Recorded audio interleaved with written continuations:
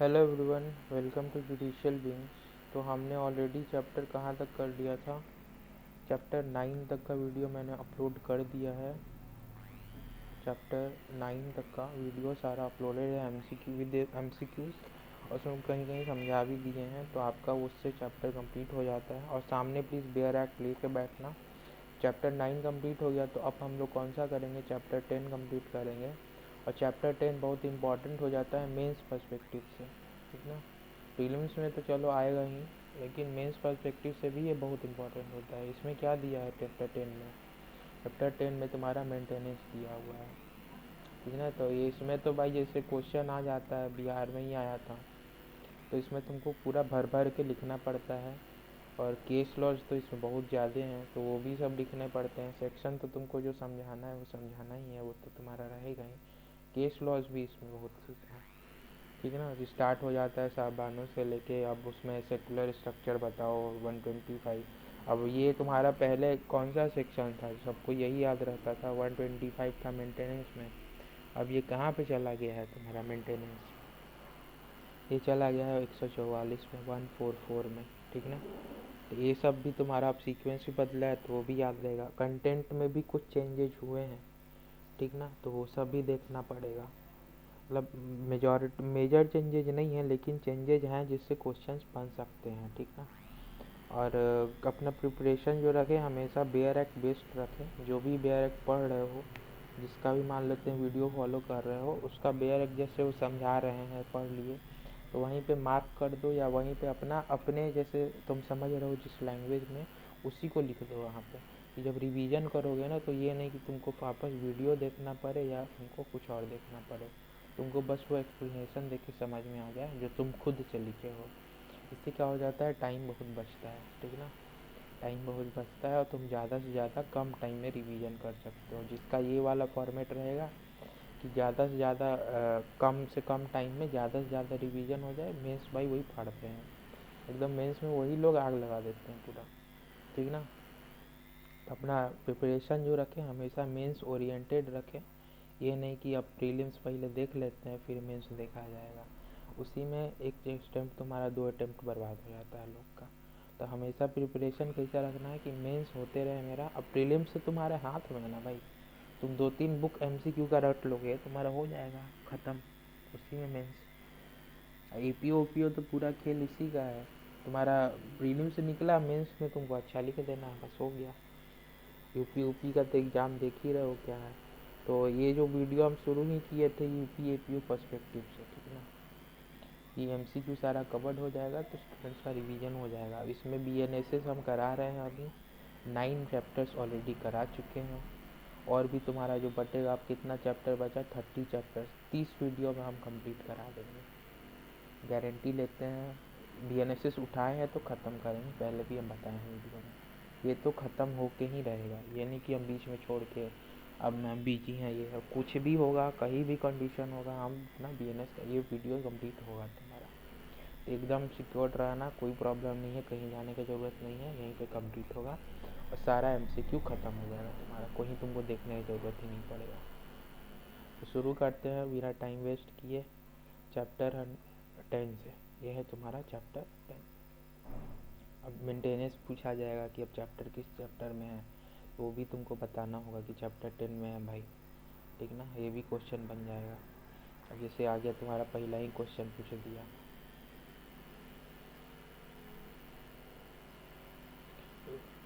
Which chapter of BNSS provides for provision related to order of maintenance of wife's children and parent. कौन कौन है? Wife है, children है और parent है। तो कौन चैप्टर में दिया? चैप्टर 10 में दिया है। नेक्स्ट क्वेश्चन पे आ जाओ। Which section provides for provision relating to order of maintenance of wife. किस सेक्शन में दिया है? तो 144 144 में दिया हुआ है। इसके पहले जो चैप्टर था वो पीस सिक्योरिटी वाला, वो तीनों हम लोग करवा दिए थे तुम्हारा, ठीक है ना। अब इसमें तुम कमेंट में बताना कि सेक्शन 125 जो कराए थे, ठीक ना, उसमें कौन कौन सा तुम्हारा जजेस के पास पावर है 3 ईयर जो बॉन्ड बनवाते हैं ऑन कन्विक्शन। कौन कौन सा जजेस के पास पावर है, ये हम स्पेसिफिकली बेयर एक्ट में बताए थे, ठीक ना।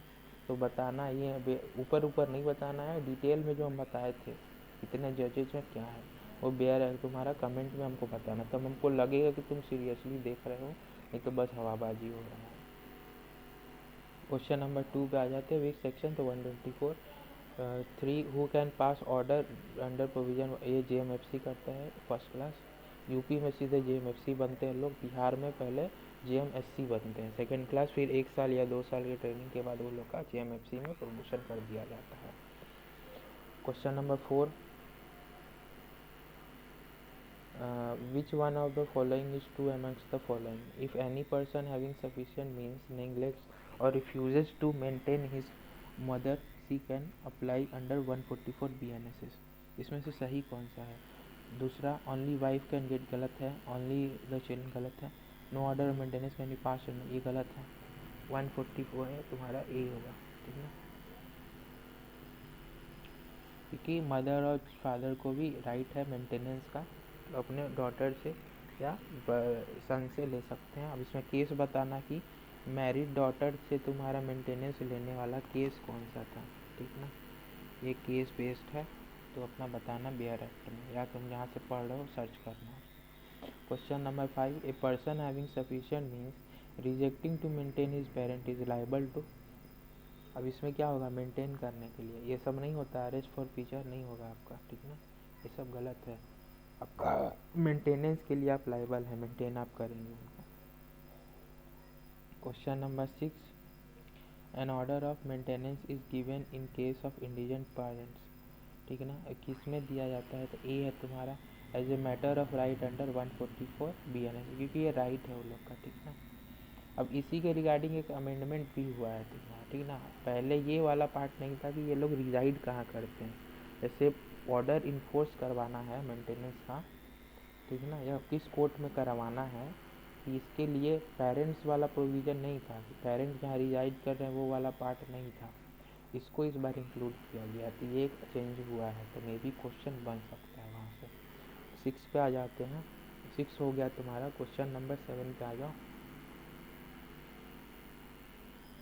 विच one of the following cannot claim maintenance under 144 BNSS, तुम्हारा कौन इसमें से नहीं कर सकता, wife who cannot maintain herself, ये तो कर सकती है, मदर और फादर हु कैनॉट मेंटेन, ये कर सकते हैं, माइनर, ये तुम्हारा major married daughter who cannot maintain herself, ये करेगी कि नहीं, minor illegitimate daughter who cannot maintain herself, ये कर सकती है, ठीक ना, मेजर मैरिड डॉटर, ठीक ना, तो मेजर हो गया ना, अब तुम्हारा सन हो, अब तुम ही हो, जैसे मान लो तुम मेजर हो, अब तुम थोड़ी मेंटेनेंस के लिए केस डाल सकते हो, अब तुम अपना कमाओ खाओ, जो करना है करो, वो तुम्हारे ऊपर अब आ गया ना, अब तुम मेंटेनेंस तुम्हारे पास राइट नहीं है। सिमिलरली अगर डॉटर भी है, डॉटर भी अगर मान लेते हैं माइनर मेजर है, माइनर डॉटर है और उसका शादी हो गया है, तभी वो हस्बैंड से ही मांगेगी, अगर वो हस्बैंड अनेबल है, नहीं दे पाता है, ठीक ना, मैरिड माइनर डॉटर वाला हम बता रहे हैं, मैरिड माइनर डॉटर भी हस्बैंड से ही महिला मांगेगी मेंटेनेंस, अगर वो अनेबल है तब फादर का बात आता है, ठीक ना, ये नहीं कि तुम्हारा माइनर है तो फादर के नहीं होगा, कुछ नहीं होता है, ठीक ना, क्योंकि कॉन्सेप्ट क्या है कि हस्बैंड क्या मैरिड हो गया तो हस्बैंड ऑफ गार्जियन का हो जाएगा पार्ट उसका, ठीक है। यहाँ पे क्या पूछ रहा है, मेजर मैरिड, अब भाई शादीशुदा हो तो मेजर हो, अब क्या तुम मांग रही हो मेंटेनेंस, अपना देखो खुद से, जज बनो, अपना खुद से कमाओ। Question number 9, which one of the following person is not entitled to maintenance under 144 BNSS from a man who has sufficient means and refuses to maintain them, इसमें से कौन नहीं इंटाइटल्ड है, मैंस वाइफ, मतलब वाइफ तो मांग ही सकती है, एलिजिमेट माइनर्स चाइल्ड कर सकता है, डॉटर इन लॉ, ये वाला दिया है तुम्हारा, ये नहीं दिया है, ठीक है, मैंस फादर ये कर सकता है, फादर मदर है, ठीक है। क्वेश्चन नंबर 9 पे आ जाओ, इसमें टोटल 40 MCQ है चैप्टर में, भले कम सेक्शंस है लेकिन क्वेश्चन इसमें से ज़्यादा है। क्वेश्चन 9 पे आ जाओ, अंडर सेक्शन 144 BNSS, पहला, a daughter can be asked to maintain her father, क्या ये है, father can be asked to maintain her minor child, son can be asked to maintain, सारा सही है। ये वाला जो पार्ट है ना, ये सुप्रीम कोर्ट ऐड करवाया है, केस दिया है, कौन सा केस है, ठीक ना। ये खुद देखो कौन सा केस है तुम्हारा। सब चीज़ बताना अब वाइबल नहीं है ना। एक कुछ हमको भी तो लगना चाहिए आप लोग कुछ कर रहे हैं खुद से भी। तो ये केस तुम खुद से देखो कि डॉटर भी मेंटेन करेगी, ये कहाँ पे दिया हुआ है, ये पहले नहीं था ये कहीं, इसको ऐड करवाया गया है, ठीक ना, सुप्रीम कोर्ट के ऑर्डर के थ्रू उसमें हेल्ड किया गया। क्वेश्चन नंबर 10, हु में क्लेम फॉर मेंटेनेंस अंडर 144, कौन क्लेम कर सकता है। Wife who has her own source of income, ये तो उससे मतलब ही नहीं है। दूसरा, इलिजिमेट माइनर चाइल्ड, ये क्लेम कर सकता है, ये क्लेम कर सकता है। स्टेपसन और डॉटर, ये तो क्लेम कर सकता है कि नहीं कर सकता है। इसमें देखो डिफाइंड नहीं है ना कि माइनर है कि नहीं, मेजर भी तो हो सकता है, तो ये बेस्ट ऑप्शन नहीं होगा, ठीक ना, best option. Brother and sister, ये लोग का तो नाम ही नहीं मेंशन होता है। Question number 11, which one of the following are liable under section 144(1)(d of BNSS for payment of maintenance of parent who are unable, कौन किसका दोनों है, सन एंड डॉटर का, ये नहीं कि लड़की हो तो बच जाओगी। Question number 12, who amongst the following is not entitled to maintenance under 144, illegitimate minor child का है, डिवोर्स्ड वाइफ का है, मेंटेनेंस का राइट है कि नहीं खुद से देखो। क्वेश्चन नंबर हाँ इसी का, फादर या यूटराइन ब्रदर वाला कॉन्सेप्ट है ही नहीं। डिवोर्स वाइफ का भी होता है, लेकिन अगर वो ये उस क्या कोई क्रुएल्टी वाला की है पार्ट, बाइगेमी वगैरह हुआ है, वहाँ पे आप नहीं होंगे लाइबल, लेकिन आपको पहले शो करना पड़ेगा, प्रूफ देना पड़ेगा। Word wife used in 144(1)(a of the PNSS means, क्या होगा वाइफ का मतलब, लीगली वेडेड वाइफ, ये तो होगा ही। Wife separated from a husband under a degree of judicial separation, ये होगा, ये भी होगा। Divorce wife not remarried, ये भी होगा। अगर वाइफ री मैरी हो गया है तब वाइफ के डेफिनेशन में नहीं आएगी, क्योंकि अब हस्बैंड दूसरा है, वो मेंटेनेंस अपना देखे क्या करना है उसको। Question number 14, who actually can get maintenance under 144 BNSS, पहला, wife who refuses to live with her husband, ये क्या मेंटेनेंस इसको मिल सकता है। Wife living separately with mutual consent, इसको मेंटेनेंस मिलेगा। Wife employed in government department, इनको मिलेगा। Wife divorce wife unable to maintain husband, किसको मिलेगा, इसमें से पूछ रहा है, तो डिवोर्स वाइफ जो खुद को मेंटेन नहीं कर पा रही है। जैसे ये वाला पहला क्वेश्चन है ना, ये कंफ्यूजिंग है थोड़ा, रीज़न भी, अगर वाइफ रिफ्यूज़ कर रही है हस्बैंड के साथ रहने से और उसका कोई उसके पास ऑथेंटिक रीज़न है, तब मेंटेनेंस मिलता है। अगर ऑथेंटिक रीज़न नहीं है रहने का साथ में, ठीक ना, जैसे वो मिस्ट्रेस को रखा है, किसी और को रखा है, ठीक ना, तब उस केस में मेंटेनेंस मिलेगा इसको। तो ये वाला ऑप्शन तुम्हारा कंफ्यूजिंग है, ठीक ना। तो हम लोग को क्या रूल फॉलो करना है, बेस्ट ऑप्शन। बेस्ट ऑप्शन देखो, ये बेयर एक्ट, तो बेयर एक्ट का जो ऑप्शन होगा वो डाल देना है।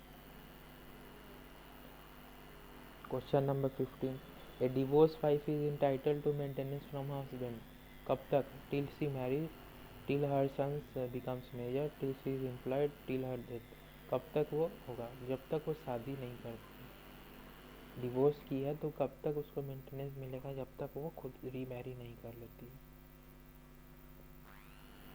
Question number 16, who among the following can not claim maintenance under 144 BNSS, इसमें से कौन तुम्हारा क्लेम कर सकता है, नहीं कर सकता है मेंटेनेंस। पहला, illegitimate minor daughter from our father, ये तो करेगी। डिस्टिट्यूट वाइफ, गरीब वाइफ है जो हस्बैंड से, करेगी। मेजर सन, ये वो नहीं कर सकते, ठीक ना। अब अपना देखिए, जाइए कचहरी में काम कीजिए जो करना है, कोचिंग में पढ़ाइए जो भी करना है, जज बन जाइए या APO बन जाइए, या लॉ फर्म में एसोसिएट बन जाइए, जो करना है, या टीचर बन जाइए, या प्रोफेसर बन जाइए LLM करके, ठीक है ना, या बिजनेस करो, या जो करना है करो, मेंटेनेंस नहीं मिलने वाला है, ठीक है ना।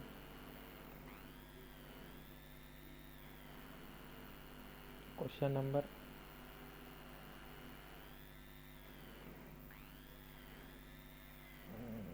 क्वेश्चन नंबर 16 हो गया, ये रिपीट हो गया पेज। 17 पे आ जाते हैं।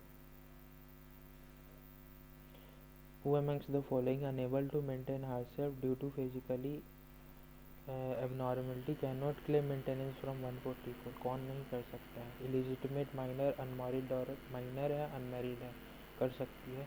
मेजर मैरिड डॉटर, ये नहीं होगा। मेजर आ गया जहाँ पे नहीं मिलता है वो लोग को। अब यहाँ पे देखो इलिजिमेट मेजर अनमैरिड डॉटर है, क्योंकि अब यहाँ पे अनमैरिड है। अनमैरिड है तो माना जाएगा गार्जियन अभी फादर ही है, क्योंकि शादी नहीं हुआ है। शादी हो जाता है हस्बैंड हो जाता है गार्जियन। तो यहाँ पे भी यहाँ पे मेंटेनेंस मिलेगा, ठीक है ना, ये मिलेगा मेंटेनेंस। यहाँ पे कंफ्यूज मत हो जाना। अनमैरिड है, मेजर भी है तब भी चलेगा। मेजर है अगर मैरिड है तब नहीं मिलेगा, मेजर है अनमैरिड है तब मिलेगा। तो ये कंफ्यूज नहीं हो जाना। माइनर है मैरिड है उसको भी नहीं मिलेगा। इसको माइनर है मैरिड है तो मिलेगा। अगर हस्बैंड मना कर देता है तब देना पड़ेगा फादर को। शादी आप ही करा है। Question number 18. Under section 144 BNSS, magistrate of the first class can order to make monthly allowance for maintenance of his married daughter who has attained majority। ये होगा? ये नहीं होगा ना। करा लिए, दो तीन का हो गया। ब्रदर का नहीं हुआ, सिस्टर का, फादर का बस होगा। बस फादर मदर वाइफ चिल्ड्रन, बस इतना ही है। हस्बैंड को मेंटेनेंस मिलता है अगर वाइफ कमा रही है, हस्बैंड नहीं कमा रहा है, ठीक है ना। या हस्बैंड मान लो कचहरी में काम करते हैं, उतना नहीं है कमाई, अब वाइफ बन गई जज, तो क्या हस्बैंड क्लेम कर सकते हैं मेंटेनेंस? बताइए कमेंट में, मिलेगा हमको। Question number 19. Under 144 BNSS magistrate, क्या क्या पावर है उनके पास? Has power to grant interim maintenance and expenses of the proceeding, ठीक है ना। मजिस्ट्रेट के बाद ये वाला पावर होता है। ये सब तुम्हारा बेयर एक्ट में दिया हुआ है, बेयर एक्ट से तुम देख सकते हो डायरेक्टली।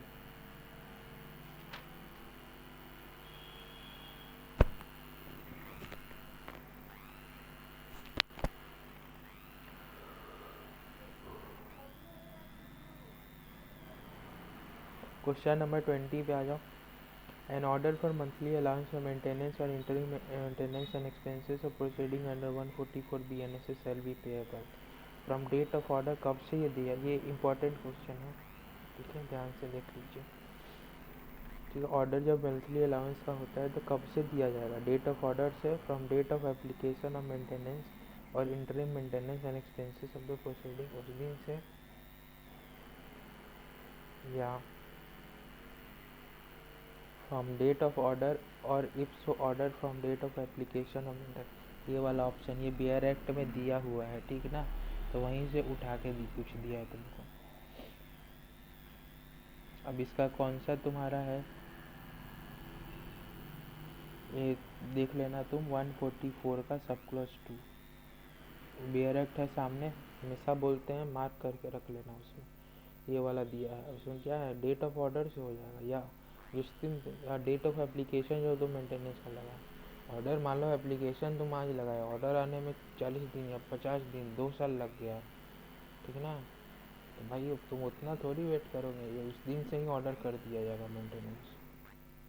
क्योंकि अगर लेट में मान लो लास्ट वाले डेट से लिया जाएगा तो फिर तो जो दूसरा पार्टी होगा वो तो यही हमेशा ट्राई करेगा ना कि डिले करते का प्रोसीडिंग, बाद में मेंटेनेंस कम लेना पड़ेगा। Question number 21. Monthly allowance of maintenance under 144 BNSS कितना है? अब कोई लिमिट नहीं रहा इसमें, ठीक है, विदाउट एनी लिमिट, कोई फिक्स नहीं था। Question, no wife shall be entitled to receive maintenance from her husband under 144 BNSS if, पहला, she has obtained divorce from her husband and has not remarried, इनका होगा right. She is unable to maintain, इनका भी होगा। She refuse to live with the husband on the ground of, ये भी होगा। She lives in adultery, इनका नहीं होगा, एडल्ट्री में रह रही हो, नहीं मिलेगा। क्वेश्चन नंबर 23 पे आ जाओ। Who of the following cannot claim maintenance under 144(4)? Wife living in adultery, wife living separately by mutual consent, इन दोनों लोग को नहीं मिलता है, ठीक है ना। कंसेंट से, म्यूचुअल कंसेंट से डिवोर्स हुआ है, उस केस में मेंटेनेंस नहीं मिलता है, इसीलिए डिवोर्स से लोग मेंटेनेंस म्यूचुअल कंसेंट से लोग ट्राई करते हैं नहीं करने का। एडवोकेट तुमको, जो भी लेडीज़ होती हैं उनको यही एडवाइस देगा कि म्यूचुअल कंसेंट से करोगी तुमको मेंटेनेंस नहीं मिलेगा बाद में। तो इसीलिए वो डिवोर्स में क्या करते हैं, कोई भी छोटा मोटा केस लगा दिए, फिर मेंटेनेंस का शुरू करते हैं प्रोसीडिंग। Question number 24.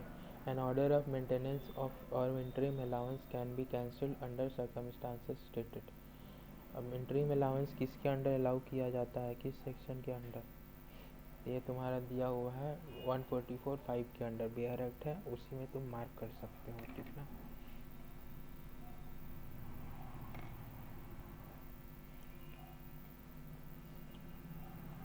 इसमें क्या दिया है, कैंसिल हो जाएगा इंटरम अलाउंस का। ये कब कैंसिल हो जाएगा, जब पता चल जाएगा कि वाइफ एडल्ट्री में रह रही है या म्यूचुअल कंसेंट से डिवोर्स हुआ है उस केस में। क्वेश्चन नंबर 25 पे आ जाते हैं। If a husband has contracted marriage with another women और कीप्स अ मिस्ट्रेस, अब वो एक प्रॉपर ग्राउंड होता है वाइफ उसके साथ नहीं रहे इसका, just ground for wife to refuse to live with him, यही हो जाएगा। क्वेश्चन नंबर 26 पे आ जाइए। Who among the following is not entitled to claim maintenance? कौन इसमें से वाइफ लिविंग इन एडल्टरी, उनका राइट है। नॉट इंटाइटल पूछ रहा है, वाइफ लिविंग इन एडल्टरी, इनका होगा क्लेम, इनका नहीं होगा। Next, major married daughter, major married है, ठीक ना, माइनर मैरिड नहीं है, मेजर मैरिड है। Both husband and wife living separately या म्यूचुअल कंसेंट से, दोनों नहीं होगा, तीनों में नहीं होगा। 27, point out the incorrect answer, इसमें से गलत answer. Under 134 BNSS, wife will not be entitled to maintenance allowance if D. she embraces some other religion, ठीक ना। वो दूसरा रिलीजन चली गई तो उसमें तुम्हारा मेंटेनेंस इंटाइटल नहीं होगा।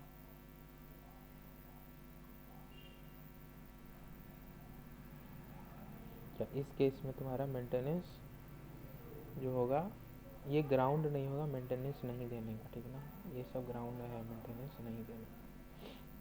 Question number 28, after enactment of Muslim women protection, ये साहबानों के पास जो सुपरहाबानों केस वाला हुआ, उसके बाद उसमें तो सुप्रीम कोर्ट उसको दे दिया मेंटेनेंस, अलाउ किया। अब वो प्रोटेस्ट वगैरह हो गया सब कोई का, मौलवी लोग का।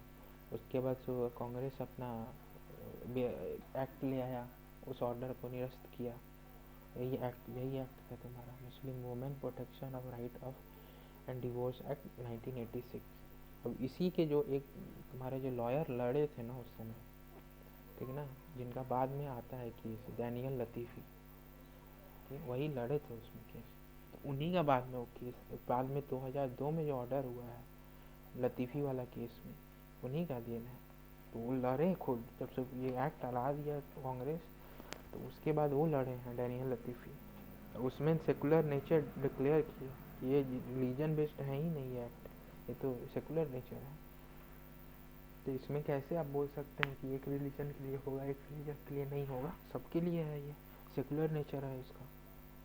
तो डैनियल लतीफ़ी वाला केस उसके से इम्पोर्टेंट हो जाता है कि तुमको ऐसे कहानी की तरह याद रहेगा तुमको, वही लॉयर थे, बाद में वो फाइट किए केस डैनियल लतीफ़ी वाला, चैलेंज किया ऑर्डर को, फिर इस एक्ट को ही चैलेंज कर दिया, इसको अनकॉन्स्टिट्यूशनल किया गया बाद में, फिर उस पार्ट को अनकॉन्स्टिट्यूशनल किया गया। 144 BNSS, to grant maintenance to Muslim wife is, क्या हो जाएगा, रिटेन्ड। जुडिक्शन अंडर 144 इतना, to grant maintenance to wife is retained, ठीक ना। Question number 29, under Muslim women protection of rights of divorce, the option to be governed by provision 144 में be given by the parties, क्या होगा, either jointly या separately. मान लो husband नहीं चाहता है, तो चाहेगा ही नहीं कि मेंटेनेंस देना पड़े, तो वो बोलेगा कि नहीं चाहते, तो वाइफ भी अपना अलग से कर सकती है।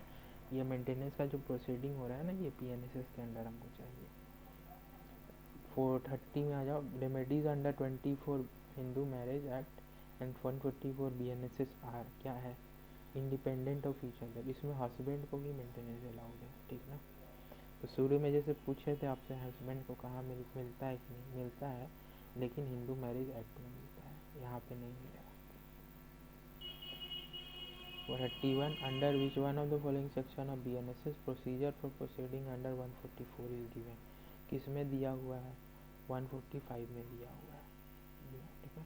144 का क्या प्रोसीजर होगा वही सब दिया हुआ है, कहाँ पे फाइल होगा केस वो सब दिया हुआ है, तो वो तुम्हारा सब +1 में दिया हुआ है, कहाँ पे फाइल होगा। एविडेंस तुम्हारा जो भी होगा वो कैसे तुम्हारा लेना है, तो जैसे समन केस में लिया जाता है एविडेंस, उस तरीके से लेता है। और जैसे पर्सन मान लो अवॉइड कर रहा है प्रेजेंस अपना, तो उसमें आप एक्स पार्टे ऑर्डर भी पास कर सकते हैं विद इन 3 मंथ्स, ठीक ना। अब ये सर हम बेयर एक्ट में लिखे हैं छोटे में अपना, तो हम वहाँ से पढ़ के आपको बता दिए 2 मिनट में। हमको अब कितना टाइम लगेगा हमको रिवीजन करने में, कुछ नहीं। वैसे आप भी कर सकते हो, कोई बड़ा बात नहीं। तो वी प्रोसीडिंग अंडर 144 में भी taken against any person in any district, क्या है, वेयर ही रिजाइड्स, यही आ गया 145 पूछ रहा है। वेयर ही रिजाइड, जहाँ रहते हैं, where he and his wife resides, where his father और मदर रिजाइड्स, ये वाला पार्ट पहले नहीं था, ये ऐड हुआ है, ठीक ना, ये न्यू है, याद रखना। Question number 33, evidence in proceeding of 144 BNSS shall be recorded in the manner, किस मैनर में रिकॉर्ड होगा ये भी बताएं। सामान्य केस में जैसे रिकॉर्ड होता है उस तरह से रिकॉर्ड किया जाएगा। क्वेश्चन नंबर 34 पे आ जाओ। Under which one of the following section ऑफ BNSS मंथली अलाउंस और interim monthly allowance for maintenance can be altered, change किस में होगा, अल्टरेशन वाला सेक्शन 146 है, ठीक है। ये आया हुआ है कुछ एग्जाम्स में पहले, CRPC में जब था तो सेक्शन 146 किसके लिए क्या प्रोवाइड करता है, अल्टरेशन ऑफ मंथली और इंटरिम मंथली अलाउंस। मतलब मान लो अलाउंस अभी हो गया, उस आदमी का जिसके अगेंस्ट हुआ है उसका सैलरी बढ़ गया, ठीक ना, ये बात पता चल गया वाइफ को, तो वो जाएगी कोर्ट में एप्लीकेशन लगाएगी कि इनका सैलरी बढ़ा है, 8th पे कमीशन आ गया, सैलरी बढ़ा, अब मेरा मेंटेनेंस भी बढ़ाओ। तो कोर्ट मेंटेनेंस बढ़ाता है, इसमें माफ ऑफ नहीं होता है, बढ़ाया जाता है। भाई शादी उदी करना बहुत सोच समझ के करना। ऐसा केस देखे हम लोग कोर्ट में कि मतलब विश्वास उठ जाता है इस सब चीज़ से। तो जब भी आप ये लोग डिसीजन ले अपना, ये सोच समझ के लिया करें। 36, एन ऑर्डर टू पे monthly allowance for maintenance under 144 BNSS in favor of a married woman and against her husband may be cancelled if, कब होगा cancel, she has obtained divorce and they are remarried, उसमें तो होगा ही नहीं। दूसरा, she has been divorced by husband and has received whole of such sum which under the customary or personal law payable by the husband on one such divorce, ठीक है। Customary या personal law में तुम maintenance ले लियो एक time में, one time settlement हो गया, तब अलाउ नहीं किया जाएगा। She has obtained divorce from husband, surrendering her right to maintenance, अब अपना तुम राइट ही सरेंडर कर दी मेंटेनेंस वाला, तब भी तुमको नहीं मिलेगा, 3 केस में नहीं मिलेगा। Question number 37, an order for alteration in the allowance for the maintenance or interim maintenance can be made by a magistrate under 146 of BNSS on the proof of a change in the circumstances at the instance of, किसके instance पे होगा, D है तुम्हारा both A and B, any person receiving under 144 A monthly allowance और maintenance of interim maintenance, any person order under 144 to pay a monthly allowance for the maintenance और interim maintenance. C होगा relative, any person order under, ये तो होगा ही नहीं, उनको relative में क्यों ऑर्डर किया जाएगा, ठीक है। Any person receiving under 144 monthly allowance, जो व्यक्ति तुम्हारा जिसको मेंटेनेंस मिल रहा है उसका, एनी पर्सन ऑर्डर, जिसको ऑर्डर किया गया है पे करने, जिसको मिल रहा है और जिसको ऑर्डर किया गया, बस उन्हीं के बीच में होगा, ठीक है। वही लोग एप्लीकेशन डाल सकते हैं, ठीक है ना। जैसे हस्बैंड का मान लो सैलरी जॉब था, छूट गया, सस्पेंड हो गया, ठीक है ना, तो उस केस में भी वो एप्लीकेशन लगा देगा कि भाई मेरे पास पैसा नहीं है। अब ये ट्रिक भी बहुत यूज किया जाता है मेंटेनेंस वाले केस में। क्या करेगा, नौकरी चल रहा था, ठीक ना, प्राइवेट नौकरी है, छोड़ छाड़ देगा, या बिजनेस है, बिजनेस में अपना नाम हटवा लेगा, नाम ही हटवा लेगा। अब वो जाके कोर्ट में बोल देगा मेरे पास तो पैसा ही नहीं है, कहाँ से दे। तो कोर्ट अब उसमें वो जो दूसरा पार्टी होता है पूरा कागज़ पत्तर प्रूफ करेगा कि नहीं उनको पैसा मिल रहा है, छुपा रहे हैं, ये वो कुछ भी करेगा, तो उसमें क्या हो जाता है, मिनिमम हो जाता है बैंक। तो ये ट्रिक बहुत किया जाता है, इतना लोग जानबूझ के छोड़ देते हैं नौकरी।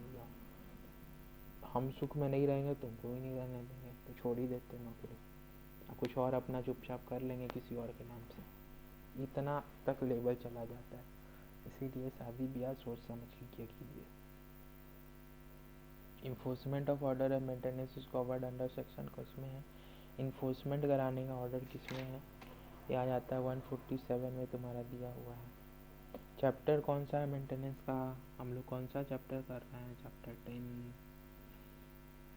Question number 39। An order passed under 144 BNSS can be challenged by the unsuccessful party by filing a revision। Revision कहाँ ये फाइल करेगा?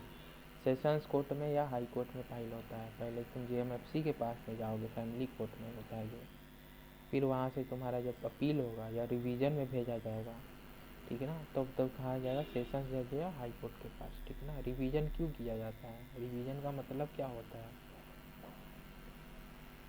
रिवीजन का मतलब क्या होता है? जब तुमको लग रहा है कि कोई ऑर्डर में मतलब त्रुटि है, कुछ गलती है, ठीक है ना, ये लॉ एप्लीकेशन ठीक से नहीं हुआ यहाँ पे, तब तुम उसका रिवीजन के लिए फाइल कर दोगे सेशंस या हाई कोर्ट में, ठीक है ना। उसका रिवीजन ऑर्डर आएगा। अपील होता है कि मतलब पूरा यहाँ केस सेटल हो गया, तब तुम जा रहे हो। यहाँ पे मिड में भी जा सकते हो, ठीक है ना। क्वेश्चन 40 पे आ जाओ। In an application of maintenance it is not necessary to aver that. क्या एप्लीकेशन जो मेंटेनेंस है, क्या उसमें से ज़रूरी नहीं है the husband has treated the wife with cruelty, उससे मतलब ही नहीं रहेगा, ठीक है। ये सब चीज़ डाला जाता है कि केस बन सके अच्छा, ठीक है। ये सब नहीं बनना, ठीक है। इसी के साथ हम लोग चैप्टर 10 कंप्लीट करा दिए हैं भाई आज तुम्हारा। अब आगे का जो भी चैप्टर अब बचता है, टोटल 39 चैप्टर है, 10 हो गया, बचा कितना? 29 चैप्टर। कितना सेक्शन होता है BNSS में टोटल बताएंगे आप लोग खुद, सब चीज़ हम बताने नहीं बैठे हैं। और भाई UPAPO के हिसाब से हम ये करवा रहे हैं, तो जो भी UPAPO का कर रहे हैं प्रिपरेशन, हम टेस्ट सीरीज भी लेके आएंगे थोड़े दिन में, तो आप वहाँ से भी कर सकते हो बहुत कुछ।